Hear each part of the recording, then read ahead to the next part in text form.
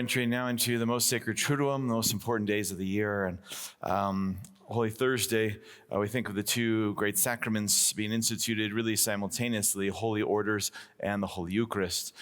We hear we start with the first reading, Exodus chapter 12, the Passover lamb, and that it's only the blood of the lamb and then eating the flesh of the lamb that could save them from death. And not only did that literally happen with Moses and the Israelite people in that covenant, but it was also done to prefigure when Jesus, at a Passover meal, remembering that the blood of the lamb and only eating the flesh of the lamb could save them from death, he then takes that bread and says, "Take this is my body." And he takes that chalice that is there and he says, "This is my blood." So he has now transformed the Passover, the old covenants of the Old Testament, and he specifically says he's instituting the new covenant, the new and eternal and everlasting covenant in his blood, and that the Passover meal is transformed to become the holy sacrifice of the Mass.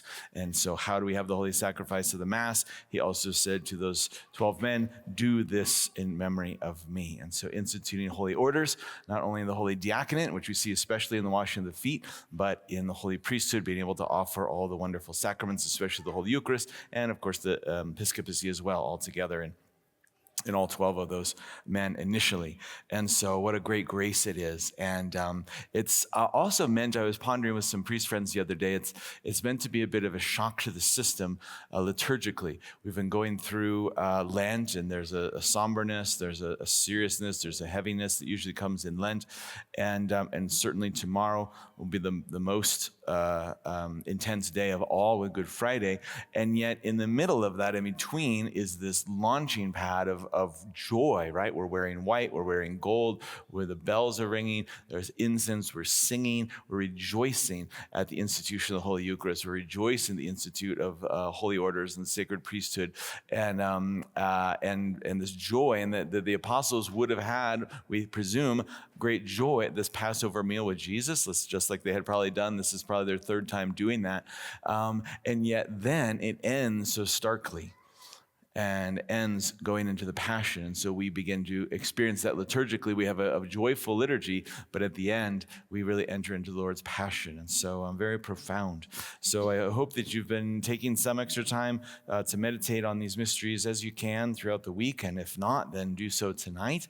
And you'll certainly have time after the Mass is ended to spend time with Jesus in the Blessed Sacrament in the garden, as long as your vocation in life allows you to stay there. And so it's a beautiful, beautiful gift. And then tonight, too, we also will have the washing of the feet. I, as the representative of Christ in the parish here, I get the honor of washing the feet of 12 of our parishioners. And they not only are great people in of themselves, but they represent different ministries and different groups of people. So really representing all of you. And so it's really beautiful. And of course, Jesus says to all of his disciples to do this, right? As I have done for you, to do to others. And so this great image of love is coming to serve and lay down his life for others, as we're doing day in and day out in our walk with Christ. So it's a great night of joy and more. And so as we prepare for the fullness of joy on Sunday. So we're grateful for you all being here, and let us continue to follow in the footsteps of Christ with a very special Mass.